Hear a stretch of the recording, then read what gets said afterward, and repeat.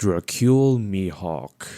You all know him, you all love him, and well, you might hate him, I don't know. Mihawk's name is well known not only within the One Piece world but also outside of it, mainly due to his title as the world's strongest swordsman. For a lot of people, that title automatically means that Mihawk is the absolute strongest to ever wield a sword. But what if I were to tell you that it may not be the case? What if I were to tell you that Dracule Mihawk isn't the strongest swordsman of all time? Well, in this video, I'll talk about exactly that. Now, let me clear some things up before we start discussing Mihawk's title. As of right now, Mihawk is undeniably the strongest swordsman alive, and nothing will change that. From his introduction, Mihawk has been explicitly stated as such, and his feats consistently back this up. Mihawk wields the Black Blade Yoru, one of the 12 supreme great swords, and a very powerful sword in general, and his past duels with Shanks, a Yonko and a formidable swordsman in his own right, further solidify his standing. The narrative clearly establishes Mihawk as the strongest in the current era. You can try to argue that maybe the title pertains to Mihawk's skill in swordsmanship rather than his strength, but if that were to be the case, he would be called the world's most skilled swordsman instead. But well, he's the world's strongest, which leans more toward raw strength rather than skill, which means that he is more likely than not stronger than Shanks. Yeah, sorry Shanks fans, but it is made pretty clear that Mihawk is stronger. So, with that being said, why did I say that Mihawk isn't the strongest swordsman ever?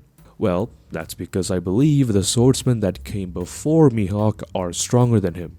While Mihawk is indeed very strong, I don't think he has surpassed the likes of Goldie Roger and Roxy Zebek just yet. And that is mainly because Mihawk himself has implied that he hasn't reached that echelon of strength that the top tiers were operating at.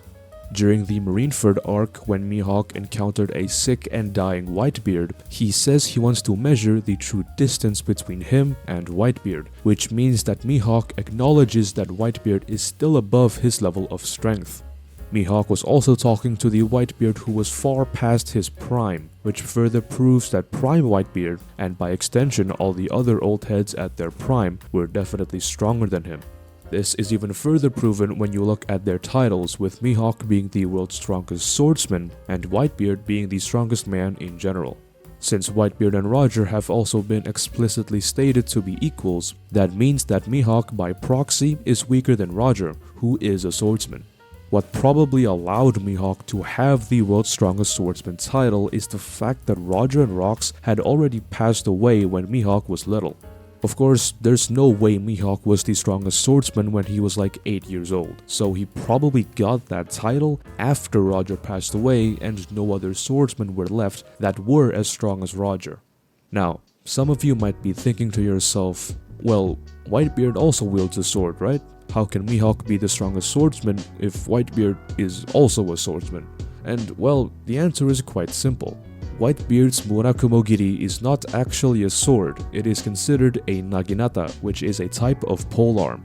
Since Whitebeard's weapon is considered a polearm and not a sword, that means Whitebeard is not a swordsman, but rather a polearm man, I guess. I personally think that Whitebeard wielding a polearm instead of a sword is a very deliberate choice by Oda, because that allows Mihawk to be the world's strongest swordsman. If Whitebeard was the world's strongest swordsman, then Zoro's end goal would have to be defeating an old, dying man in battle, which wouldn't exactly be honorable.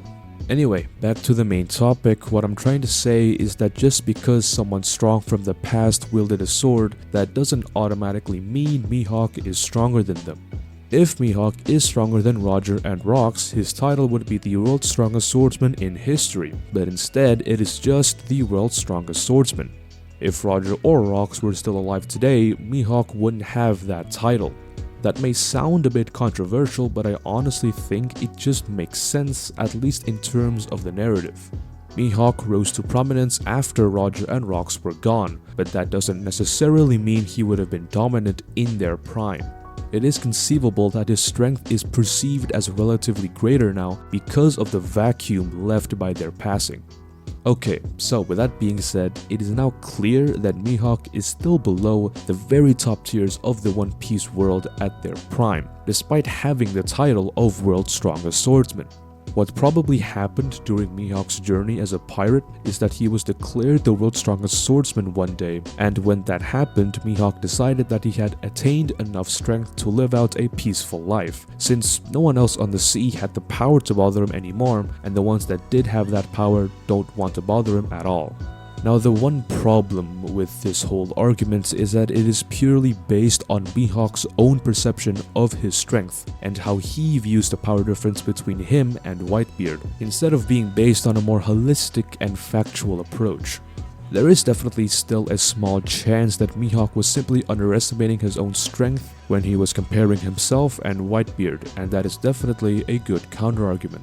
There have been a lot of times when One Piece characters are unaware that they are much stronger than their own perception of their strength, and this can even be applied to us as well. I'm sure you guys can recall the times when your friends and family think you are much smarter or more attractive than you actually think, and this could most definitely apply to Mihawk. But the thing with that is, if Mihawk is actually stronger than Whitebeard, I feel like he would be the type of person to acknowledge that. He would probably say something along the lines of, "I expected more from the world's strongest man," but instead he says he wants to measure the distance between him and Whitebeard, which doesn't exactly mean he is stronger per se. It just means that there is a difference between Whitebeard and his own strength. So, to conclude this whole video, while Mihawk is indeed the strongest swordsman alive, he isn't the strongest swordsman of all time. This can be proven by comparing Mihawk to Whitebeard during the Marineford arc. By using Mihawk's statements and their respective titles, it is fairly reasonable to conclude that Mihawk is not stronger than Whitebeard, or at the very least not stronger than Whitebeard at his prime. Since Mihawk is weaker than Prime Whitebeard, that also means that he is weaker than Whitebeard's equal, Goldie Roger, who happens to be a swordsman. Now, does that mean that Zoro won't be the strongest swordsman in history once he inevitably defeats Mihawk? Well, not exactly. I am 100% sure that Zoro still has some work to do after he defeats Mihawk and gains the title of World's Strongest Swordsman. Perhaps one day Ryoma could come back to life and fight Zoro, which would be a pretty cool fight, or maybe Zoro just trains until he becomes the strongest swordsman in history, who knows. What is for sure though is that Dracule Mihawk is not the world's strongest swordsman in history.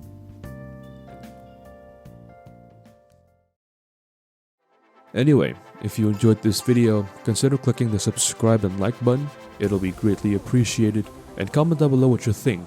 Is Mihawk stronger than Roger, Rocks, and all the other top tiers, or does he still have some work to do before he gets there? Let me know in the comments. Anyway, I'll see you in the next video.